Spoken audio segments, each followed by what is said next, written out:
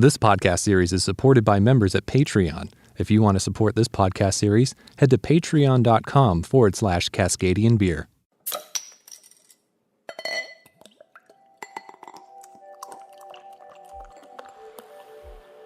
Inspiration can come from many different places. Some of our best ideas don't take shape right away, but can take years to develop.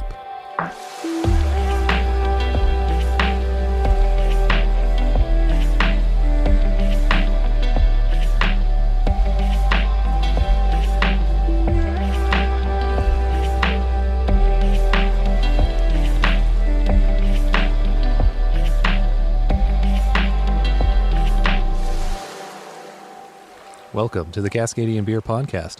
My name's Aaron and I'm a Cascadian. I have a background in radio and television broadcasting, am a music producer, and have a passion for beer. I don't consider myself to be an expert in beer by any means, but I do enjoy and respect the craft and the passion of these brewmasters. I want to learn from these pioneers on what sets them apart from the rest and why they choose to call Cascadia their home. Cascadia is a bioregion in the Pacific Northwest on the North American continent. It is made up of the U.S. states of Washington and Oregon, as well as the Canadian province of British Columbia. In this podcast series, I'll be profiling the unique breweries of Cascadia, a region that has a strong presence on the international beer scene. In this episode, I'm in the Greater Vancouver area, in the city of Burnaby. Just off the SkyTrain stop at Production Way is a brewery making beers you wouldn't really expect in this area. Started in 2014, Dagarad Brewing specializes in making Belgian-inspired beers. I'm Ben Coli, and I'm the owner and head brewer of Dageraad Brewing. Where does the name come from? It's named after a square in Antwerp. Years ago, I was backpacking in Southeast Asia, and I met a couple of Belgians who I really hit it off with. Really enjoyed their company. Had a great sense of humor. And anyway, I went to Belgium a number of times to visit them, and in their neighborhood of Antwerp, there's a square called the Dageraad Platz, which was just one of the nicest places in the world I've ever had a beer. It's, got a little playground in the middle of it and a basketball court, and all around three sides of it, it's just cafe tables and people drinking these amazing beers. And I started drinking those beers in Belgium and really started exploring and loved them. Came home and there was great beer here, but, there's a lot of IPAs and people were getting into their barrel-aged imperial stouts and what have you. And I like those beers, but I really missed what I was having in Belgium. I really missed the complexity and the variety of those beers. And started home brewing and took a step at a time, and eventually just got into brewing my own Belgian style beers and convinced myself I could do it on a commercial scale. And here we are today. Right. So were you home brewing before that trip to Southeast Asia?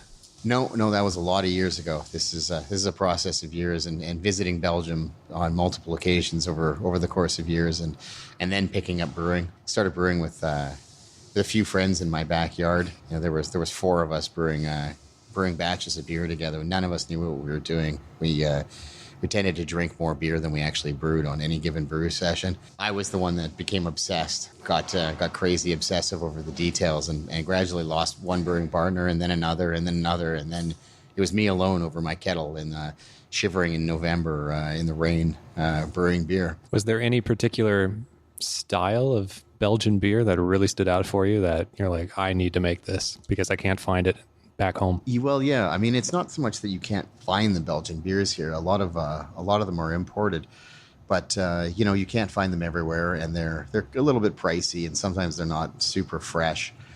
But my favorite sort of category of Belgian beers are blonde ales, and I don't mean like Leffe blonde. I mean like La Chouffe or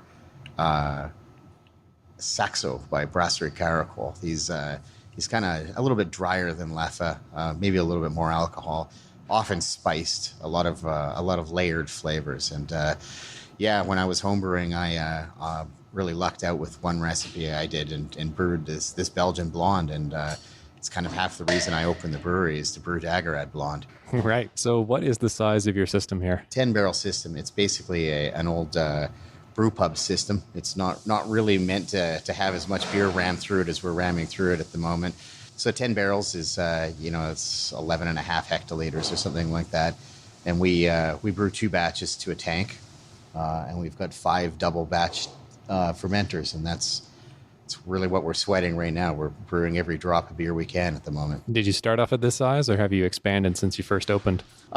Yeah, we've been expanding, in different ways. We started off with only 3 fermenters, but that really narrowed the possibilities of what we could brew. Stepped it up to 5. We've got 2 more sitting next door, unused, obviously, but we can't really use them until we complete the enormous renovation that we're doing right now. How is that renovation going? Slowly. I mean, it always goes slowly. It's always harder to get the permits, the building permits and the planning approval from the city than you'd ever imagine it would be. Everything is more expensive than it looks like it's going to be. But it's coming along. Right now, they're putting garage doors on our new warm room and our new cold room next door. Great. So the size of your tasting room, it's not that big. How many seats are in there? Well, I guess 5, something like that, maybe 4. I don't know. It's we're building a new tasting lounge next door. We've got approval from the liquor board, and we're working on the city. Things look positive, but it's just taking a bit of time. But we're going to have a 40-seat tasting lounge in the space next door. So that'll really let us get some bums in seats and start selling some beer. Did you start in this location, or did you move here? No, we started here. We started here with this one bay, and we just gradually, well, actually pretty quickly grew out of it. We rented another space next door that we used for storage. Then we tore all that apart to do this renovation and rented a third space next door to it for storage. You start bottling beer, and it just takes up a lot of room. You need to have a lot of empty bottles and a lot of full ones, and it just it eats space, which is it's kind of nice to be out in a little bit lower rent location like Burnaby. Once you opened your doors, how long did it take you to get some regular customers? I mean, do you have regular customers given the size of your tasting room? We didn't really open the tasting room immediately. We started brewing and started selling into stores and bars first. The tasting room was never my first love. I wanted to brew bottle conditioned beer just like the Belgians do, and that's what I was looking for. And then people were going to be asking me to fill growlers. I didn't want to do that, But it turns out that tasting room is a really good idea. It's a great way to sell beer. Cut out the middleman, make a little bit more money for the brewery while still offering really reasonable prices to customers. But yes, we do have regulars. We have a good core of regulars that come here on a regular basis. It's good. You make friends with them, and you spend half the time in there talking about beer and what's coming next and how did you like that last one and so forth. And it gives us a bit of a sounding board so we can actually talk to our customers directly and find out how people are liking the beer. And what has been the reaction of other people in the local beer community, like other brewers, of what you're doing? Because you are pretty different to what everybody else is doing, because you're doing a special Belgian style, then not that West Coast hoppy. Yeah, I mean, other brewers, it's a really great community around here. I mean, I've met people as my competitors, and I count them as personal friends now. I mean, anytime anything goes wrong in the brewery, the first thing I do is call one of my competitors and ask them, for help or advice or whatever. If you're short ingredients, if you're just short on knowledge, if you're just totally screwed and have no idea what to do next. When you walked in, there was a barrel racking arm that was lying on the table. Well, I just got back from Steel and Oak to borrow that. If I need a bag of grain, I go over the hill to Yellow Dog. If I don't know what the hell I'm doing in the brewery, I call Graham With at Parallel 49. I call Ian Hill. I call loads of other people. It's just a really, really tight community that way. It's a great industry to work in right now. With your so-called competitors, have you done any collaboration brews with any of them? Yeah, we've done a few. We did a pair of collaboration brews with Brassneck. We get along really well with Conrad over there. He's a really creative brewer, and that's the kind of stuff I like to do. So we did a home and away with them.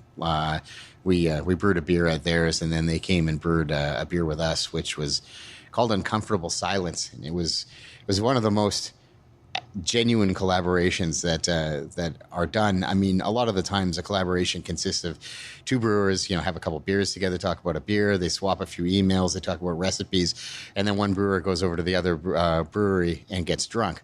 And that's exactly what I did when I did a collaboration with Parallel 49. I just went over and got drunk with Graham. Well, one of his brewers actually made the beer. With Uncomfortable Silence, we took on this big complex project, and it was an 8.5%, 9% alcohol Belgian brown ale that we We fermented, and then we put it on cherries and got all the cherry sugars to ferment out, and then put it on Brettanomyces. And my collaborator, Conrad Moser at Brassneck, actually sourced the cherries for us. He found the cherries.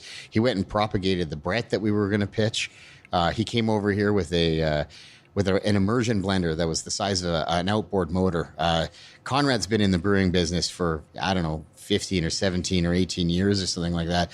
And he's got just a whole stable of tricks and cool equipment and stuff like that. And so anyway, yeah, he has an immersion blender that's just huge, big enough you can stick it down into a bucket and blend the whole bucket of cherries.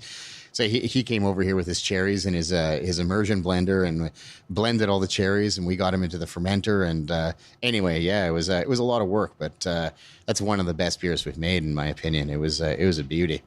You think you can make it again? Oh shit, no. I mean, I could make something else that might be, as good or better, but that exact beer, I don't know. That's a lot of it is just too dependent on biological processes that I'm not in control of. The Brett fermentation, but also just the crop of cherries. Any fruit beer that's made with real fruit isn't necessarily going to be the same beer from year to year. What is the greatest challenge with working with Brett? Because a lot of your beers do feature Brett in them to some extent. Right? We actually don't do too much Brett. We've done that beer, and I mean, what I'm worried about is sanitation and contaminating the rest of my beers, and that's what most brewers will tell you is the big worry, the big concern about brewing with Brett. I don't really mind getting it into my tanks because the tanks you can clean, but I'd never want to run it through my bottler. So when we bottled Uncomfortable Silence, we Mitch, the other brewer here at Dagarad, built this basically a homebrew manual bottle filler. Just built it out of odds and ends and a couple of beer guns, and we put in a couple of sessions of like 6 to 8 hours length to actually bottle that entire tank. There's 4 of us just like staring at this stupid manual bottle filler. But I got to put Brett in my manual bottle filler rather than my super expensive bottling machine that we depend on for our livelihood. Mm-hmm. A brew like Uncomfortable Silence is super fun, but that's not what pays the bills.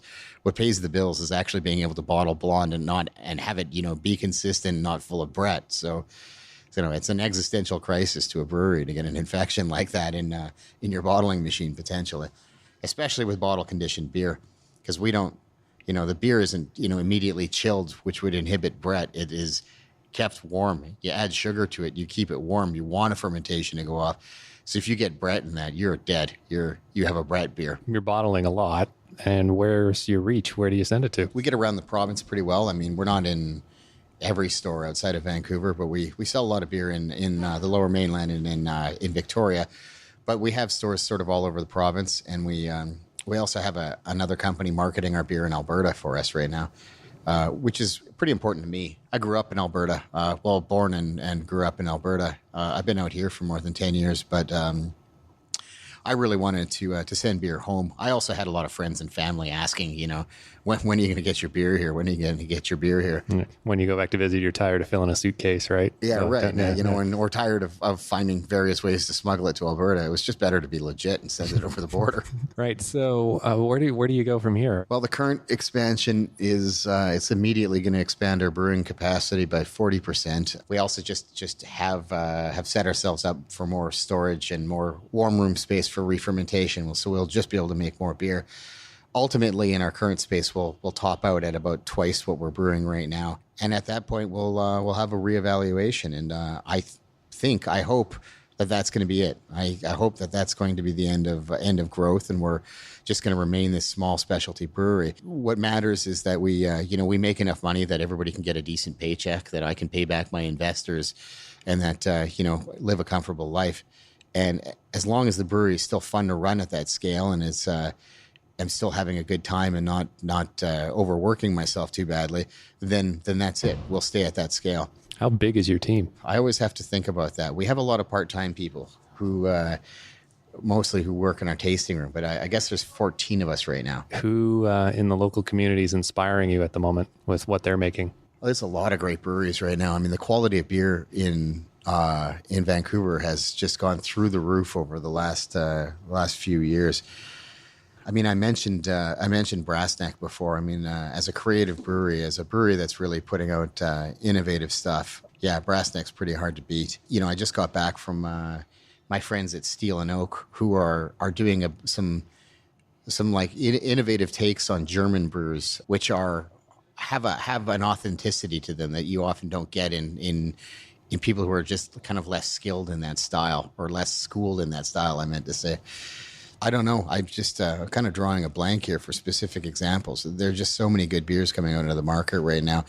Both, you know, the innovative, weirdo, oddball stuff, and also just solid, regular beers. I mean, I'm always the first one to tout Dave Varga's Pale Ale. My buddy at 33 Acres is making one of the best pale ales in the province, in my opinion, and I am a huge fan of just standard styles. I mean, in spite of the fact that I'm a guy who is always brewing innovative and weird and offbeat kind of stuff, that you can't beat just a really solid pale ale, and his is. What's your favorite beer that you make to pair with your favorite food? Well, oh man. My favorite beer changes from week to week. I go through moods. Lately, I've really been digging my blonde ale in bottles. The bottle condition stuff is just, it's got something special that the draft version doesn't really have. And that beer is a world class beer for cheese. It's like a nice hard aged cheese with that beer. It can be just incredible. Also, some of the more funky, a little bit softer, like washed rind cheeses can just be incredible. You get a little bit of a floral flavor from the cheese, and it really plays off the hops in that beer. Sounds like you need to do a collaboration with a cheesemaker and do a cheese wash with the blonde. Oh. And if anybody was wanting to go down this path themselves of opening up their own place and getting weird beers into bottles, what advice could you give them? Don't do it for money. It's not an easy business. It's not an easy way to make money. This is not a gold rush kind of a situation, especially doing the kind of stuff that I'm doing. It takes a long time to build awareness. It takes a long time to establish credibility and have people trust that you actually are able to brew the things that you're claiming to brew. But if you love it, there's nothing I could do to stop you. What's the greatest reward for you at the end of the day when you're done brewing? Well, I mean, getting off a shift of brewing, especially on a hot summer day where you're hoeing out 60-degree steaming mash by hand, because everything here is super manual, and you're just soaked with sweat, and then just being able to sit down in my own tasting room and have a nice cold Burnaby at the end of the day, that's the reward for all of it. And if somebody's never been here before, what's one thing you would like them to take away with them of their experience of coming to your tasting room and your beer in general if they've never tried it before? I don't know. I mean, I'm hoping what all of this projects is just our love of beer and our love of the craft. Yeah, I mean, my tasting room staff aren't hired on the basis of looks or anything else other than just their absolute knowledge and their passion for our beer. And I'm thinking they're doing a really good job of projecting that to people, and actually just show that this is really about the beer. It's not about the branding. It's not about anything else. It's about that experience of taking that first sip, the liquid in your glass. Have you gotten any awards for any of your styles that you've done? Yeah, we've done pretty well in the in brewing awards. We submit beers to a lot of awards, and usually we come away with something. Oftentimes, it's not the beer we were expecting to win that wins, but we've had gold medals in both the Canadian Brewing Award and the BC Beer Awards, and the BC Beer Awards are coming up again, and we're quite excited about the number that we're submitting this year. So hopefully something's going to stick for us. Have you gone into direct competition with any beers from Belgium? I guess there was the Van Mag International Brewing Awards. Our Amber took second in that. I don't know exactly what beers were submitted, but there were Belgian beers submitted in that category. All right. That feels pretty good. That feels great. Yeah. Oh, what I love to hear a few times we've had Belgians come to our tasting room. A lot of expats living in Vancouver, and it's just one of the nicest things I can hear from them is to tell me that the beer is good, that it's the real thing, that it reminds them of home. Great. Well, thank you so much. All right. You're welcome. Big thanks to Ben for taking time out of his busy summer brewing schedule to chat with me. Each of the beers from Dagarad I've had have all been fantastic, but would really recommend the Blonde and the DeWitty. Thanks so much for listening. I hope you enjoyed this episode of the Cascadian Beer Podcast. If you want to stay up to date with new releases of the podcast or want to support this independently produced series, you can do so at Patreon by going to patreon.com/CascadianBeer. Also, if you enjoyed the program, we'd really appreciate it if you give us a review on iTunes. That really helps us get this podcast series into as many ears as possible. You can also find us on Overcast and Stitcher, and you can rate us there as well. Thanks so much again for listening. Until next time, remember, support your local.